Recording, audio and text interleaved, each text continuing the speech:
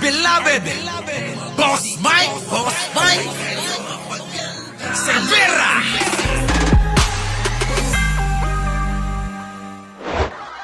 And people kept tagging me dito sa PhilHealth issue, which again started yesterday. Nagulat ako na biglang may nakita akong post na parang kinakawawa masyado ang Panoorin nyo maigit ang paliwanag ng best friend ko.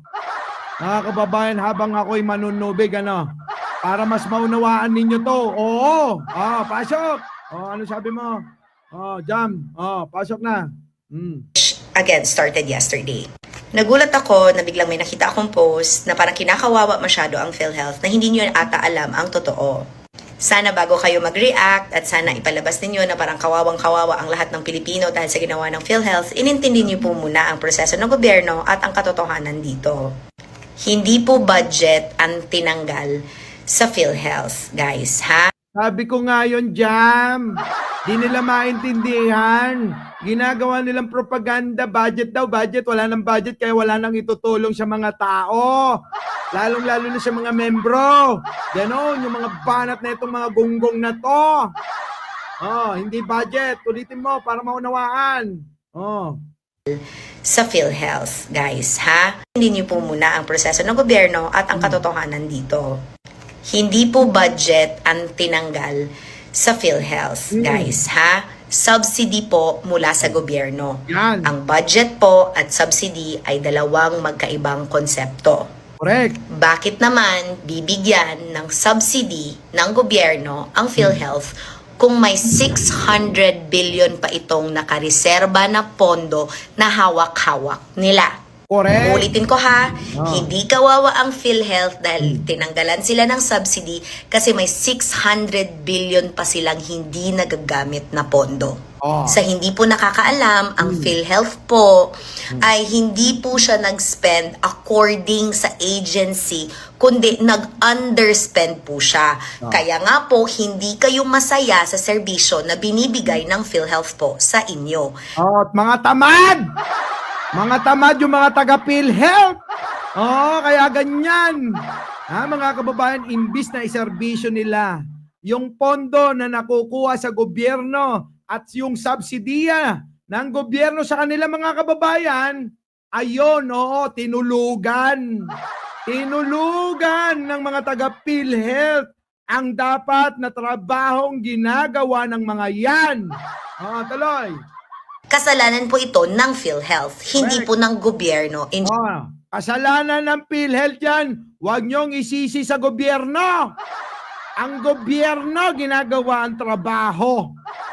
Ang etong kawani na to, etong PhilHealth na to, mga tamad ang mga tauhan dito. Sisihin nyo yung mga taong nandiyan dyan na naninilbihan ko, no?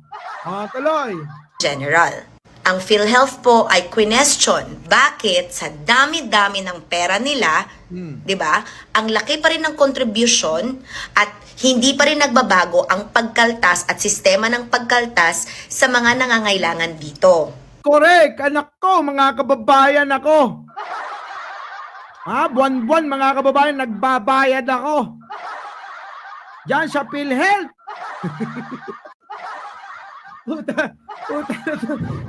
PhilHealth na to Re-reklamo pa kayo Ayop na yan, hindi nyo nga maubos-ubos yung pondo nyo. Talay. Bago rin po kayong magalit, sana po isipin din po ninyo na ang medical assistance po sa mga bills ninyo sa ospital, hindi lamang po PhilHealth ang makakatulong. Meron tayong PCSO. Ano pa? I-program ng DOH at of course the medical assistance galing po yan sa DSWD. DSWD. Ang dami mga kababayan kaya hindi na natin kailangan yung malasakit. Patrick Lopez. Sige tuloy. Pwede rin kayo humingi ng tulong. Saan? PCSO. Mga kababayan. Ang dami. Tuloy. Alam nyo, kaya nagkakaganyan si Bongo na pinupulot ng mga DDS na mga mangmang tulad nito. Ito. Kongreso at Senado sa atin. Isipin nyo to mga boss ziniro yung budget sa PhilHealth. Kita nyo, yan yung propaganda ng mga yan. Siniro daw yung budget. Hindi totoo yan. Rin po totoo na ang tinanggal na subsidy mula sa PhilHealth ay nilipat po sa ibang ayuda programs. Correct. Fake news po yan. Hindi Yes. po yan totoo. Hindi totoo! Yung mga sinasabi nyo ayuda program, sinasabi nila si Speaker daw na mga kababayan, si Speaker daw ang nagmanipula, nilagay sa bawat pagpunta niya sa mga barangay, probinsya.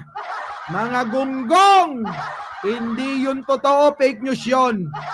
Bakit?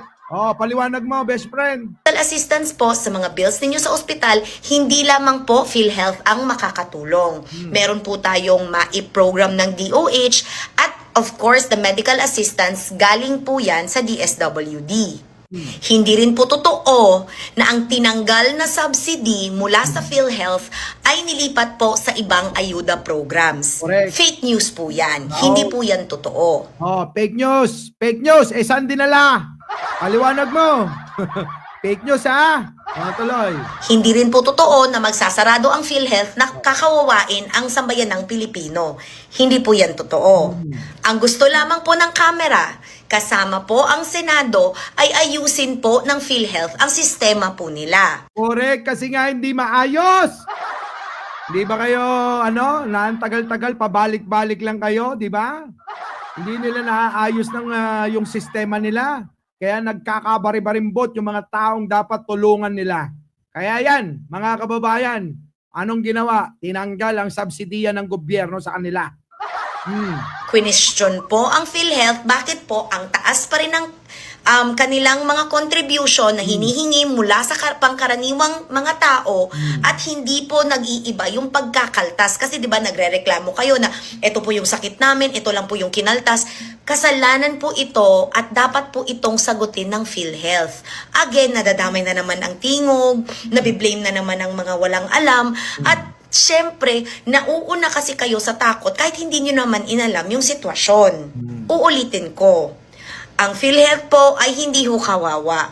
Ang atin pong premier insurance provider po sa Pilipinas, which is PhilHealth, may 600 billion po. Kaya po napag-isipan ng bicameral committee na hindi sila bigyan ng additional subsidy. Pero, hindi rin totoong wala silang matatanggap dahil inallocate pa rin ang kanilang operational expenses. May matatanggap pa rin sila to operate the agency in general. Alright? Kasi ang budget naman po na galing sa PhilHealth ay galing din naman ho yan sa mga contributions na kinakaltas po sa atin. So it doesn't mean, again, na magsasarado ang PhilHealth, na magko-contribute ka tapos wala na itong mapupuntahan. Pag wala na itong mapupuntahan at hindi epektibo ang serbisyo, ang PhilHealth po ang kailangang managot. Hindi po ang ibang tao. Question pa nga ang hindi paggamit ng PhilHealth sa pondo nila ng mismong si Senator Bongo. Tinanong niya kung bakit ganito ang nangyayari at hindi nila ginagastos kahit alam naman nila na meron ito. Ang hindi paggastos ng pondo ng PhilHealth ay yun ang nangangahulugan kung bakit hindi pa rin bumababa kahit may batas na ang contributions ng mga tao sa PhilHealth. Hindi rin po nagbabago ang pagkakaltas, depende sa sakit po ninyo, pagpasok nyo sa ospital, dahil hindi rin ito binago ng PhilHealth. At PhilHealth lang po ang pwedeng magbago nito, dahil sila naman po ang insurance provider. Kaya sa lahat po ng mga tao na naghuhuramentado sa Facebook ko, nagme-message at napunta na naman sa amin ang blame at sinabi na naman na tinanggal namin ang pondo, hindi ho. Dahil hindi naman ho pondo o budget ang tinanggal, kundi subsidy. Bobo kasi ang mga yan! Pati ko, inaambo sa Facebook. Sige, tuloy. Hindi po talaga mauubusan ng budget ang PhilHealth dahil kinakaltasan pa rin naman tayong lahat. Kasama ako. Ako din. Kasi kahit man volunteer ako, I still pay yung kailangan kong bayaran to keep my PhilHealth alive kasi may beneficiary ako, which is Tony. Kaya sana bago kayo mag-orimentado, kalma. Ako din, mayroong beneficiaryo. Yung si Jan Angel. Intindihin muna ang proseso ng gobyerno. Di porket Hindi sila maiintindi ng proseso ng gobyerno. Oo, para sa kanila. Oo, nakatanim, sarado, naka-espalto ng mga ulo. Ispaltado ng mga ulo ng mga yan. Hindi nila uunawain yan. Eh bakit? Mga kababayan, uunawain ng mga yan. Siyempre, papabor kay Pangulo. Kaya ang mga yan, mga kababayan, ulitin ko, naka-ispalto mga ulo. Oo. Ano ba ginamit dyan? Republic Cement siguro? Puta, yung graba first class. Yung buhangin, mga kababayan, galing Pampanga. Yung pinutok ng bulkan. O, paano mo matitibag yung mga ulo ng mga yan? Buti pa si Argo Bingot. Ang ginamit, plywood. O, sige, tuloy. May away, lahat na lang i-associate doon. Masisistress ka na wala namang rason.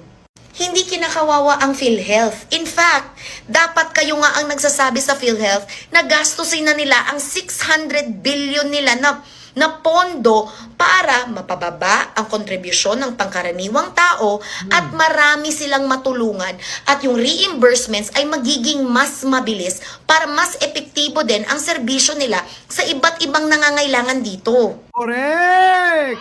Yan po! Kaya nga ito, sinusweto. Itong PhilHealth na to. Magtrabaho kayo. Pag-igihan nyo yung pangungulekta. Tapos yun yung gamitin nyo. Di yung asa kayo ng asa sa pondo ng national budget. Di ganon. Okay na yun. Ay, nako mga kababayan. Sakit sa bangs ng mga ng mga DDS Oh, sige, tuloy mo. Ganda ng paliwanag ng best friend ko. Tuloy ulit ha. Tuloy. At sa mga nagsasabi na kawawa ang PhilHealth at pag nawala ang PhilHealth, wala na, hindi rin ito totoo dahil again, uulitin ko, may DOH pa po na MAIP at meron pa rin pong financial assistance na makukuha po natin sa DSWD. Kaya nga ba lagi kong sinasabi na pag kayo, inuunan nyo yung galit nyo instead of intindihin nyo ang mga bagay-bagay, di sana hindi kayo na-stress kasi wala rin namang humpay ang stress nyo kung kasi nga best friend, etong mga mga engot na mga DDS, di naman mga nag-iisip. Basta lang yan may narinig kay Bongo, pinupulot, binabalita sa mga tao. Ito naman mga tao, wala na, basta sinabi nung idol nila. Kahit fake news, yung pinapakain balita. Sige! Lamot nga lamot ida.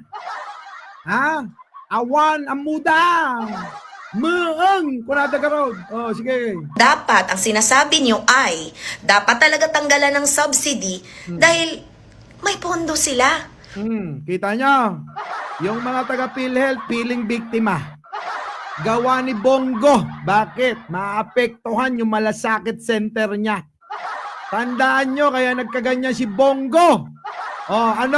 Malasakit center dapat buwagin na. Di na kailangan ng malasakit center ni Bongo. May DSW naman. May DOH naman. May PCSO naman. Ano pang kailangan? Naktijables. Makapa-high blood kayo. Makapa-high blood na gitoy. Yung nilalagay gito yung tao. Kitaan nyo, sabi ba naman wala na kawawa ng taong bayan. Tinanggalan ng pondo ang PhilHealth. Kunada mo. Di lang nagbabain. Awang kanupundo na katuloy-tuloy mga agbabayad tayo. Binulan, buwan-buwan, nagbabayad tayo. Bayad tayo ng bayad. Na dapat yung subsidiya, dapat na hindi nabigyan. Bakit? Para naman magamit sa ibang bagay, mas mabilis ang serbisyo. Kasjay. Diba? Ganon. Tutik na yan Bansap! Eto na. Precious D. Per Capitil. Nandyan na. Ito na. Pasok. Si Jam, nakano yung muka. May 600 billion sila. So anong gagawin sa 600 billion na yan? Takawon da. Takawon da. Baka pampanunutin da. Ano ka sa ano da mga takawon, Siyempre, nagkatado nga kwarta. 600 billion. Makaala da lang taggagaysa. Di ba? Makakuha lang ng tag-isa yung mga yan eh. Ay, nako, paldo-paldo na. Di, mas ma-okay na ibigay na lang sa taong bayan, idaan sa kongreso, kung kanino man. Basta naaayon sa Constitution. Di ba? Kasjay. Di ba? Taloy, best friend. Ipagde-decorate sa opisina nila? Nako, dati paderda na dikit nila sa mga dingding nila yung mga pera. Ganon, no? Dekorasyon nyo yung 600 billion na. Yung 600 billion, itapal nyo sa ulo ni Bato. Total naman matakaw sa pera si Duterte, Sara Duterte. Di pakain nyo sa kanya lahat. Tapno. Nyangay.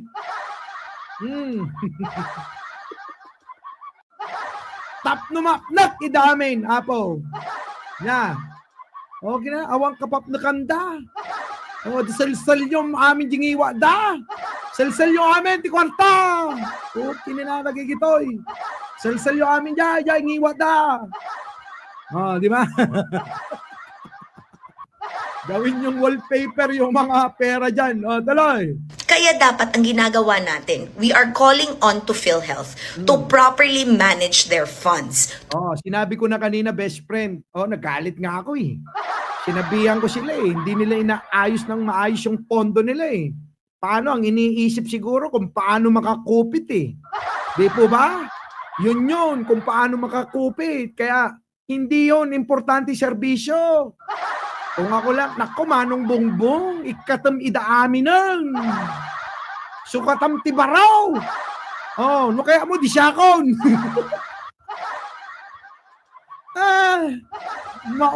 Maibos amin Itad ko amin, titattao, tanawang may bagada. Di ba? Nako, mga kababayan, dami-daming pera tinitipid yung taong bayan. Etong PhilHealth piling biktima. Kagagawan ni Bongo, ganyan. Tuloy. To be able to babaan ang mga contributions, which is may law na naipasa nito na 3.25% starting 2025, ibababa doon sa premiums na binabayad ng pangkaraniwang tao. Kasi uulitin ko, hindi naman ayuda program ang PhilHealth. Kita nyo? Hindi ayuda program ang PhilHealth Baka ito na, magtatagalog na ako. Mangiba.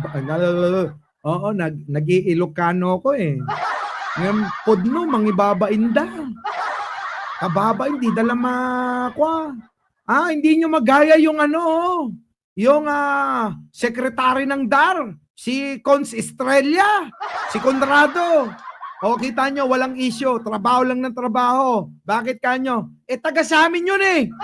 Si Conrado, Estrella, yung sekretary ng DAR, mabait na tao. Walang issue. Bakit? Taga sa amin. Yung taga sa amin, mabait lahat. Ang iniisip, kung paano makatulong, kita nyo. 100,000 binigyan ng titulo. Diba mga kababayan? Miss Au, alam mo. Taga sa amin yun, kaya proud na proud ako. Di ba? Okay na. Sige crowd. Ito po ay isang insurance provider and the premier insurance provider of our country. Kaya ulit, nagsasabi, ma'am, na ospital po ako, ito lang po yung kaltas. Yan yun. Kaya kailangan nilang gastusin. Okay? Yung 600 billion nila, di ba, dinimonize nyo din ulit ang pagbalik nila ng pera na hindi nila nagastos, di ba? Ibabalik dapat sa National Treasury, ginawa nyo rin ng issue. Siyempre, ibabalik talaga dapat yan sa National Treasury ang pondo na hindi mo ginagamit. Correct! Papasok uli dito si Sara. Tinaco Rivera. Papasok natin si Sara.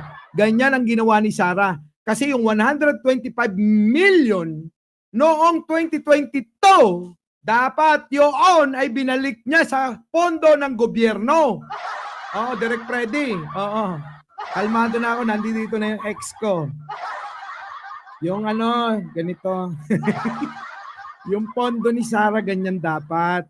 Minadali niya kung saan-saan niya nilagay. Ginawa niya ng istorya, gumawa ng mga, Chicheria and Friends. Ano yung Chicheria and Friends? Mary Grace Piatos, Uishi, Nova, Chippy McDonald, Tempura. Yan yung Chicheria and Friends. Ginawa niya yan, mga kababayan, kasi nga, kapag hindi niya naubos yung pondo na binigay sa kanya ng National Treasury, mga kababayan, ay kailangan ibalik kung magkano, kung ilan yung natira. So ganito yung ini-explain ng kaibigan ko, Direk Freddy. Oo, best friend ko na to. Gets nyo? Hindi pa rin. So ngayon, etong mga binibigay na pondo ng gobyerno sa PhilHealth ay hindi nga nila binalik, imbis na ibalik yung mga sobra dahil nga hindi nila nawasto yung paggamit ng pondo, abay ginawan nila ng issue. Yun, ninayo. Di kailan nagbabainti tao. Kaasi amin, dagiti marigrigat nga Pilipino. Naapo, kung ako lang, kami lang ni Direk Freddy, kung sino pang gustong sumama dito. Manong Bongbong, palit mo kami dyan, kita mo. Ewan ko na lang kung hindi naging matino lahat yung mga tao. Di namin gagayahin si Sarah, may pasobre sa bawat mga empleyado. Di ba? Itulong lahat sa tao. Ganon. Manong Bongbong, pwede ba? Request ko lang. Kumuha ka na lang ng taga sa amin. Puro mahuhusay yan. Mabutanda. Takot. Magnakaw yung mga yan. Bakit? Alam mo naman kung ano yung lugar namin, di ba? Tingnan mo si Conrado. Hindi ka nabigo dyan. Sekretary, pamasko ko. Sekretary! Baka pwede naman pamasko.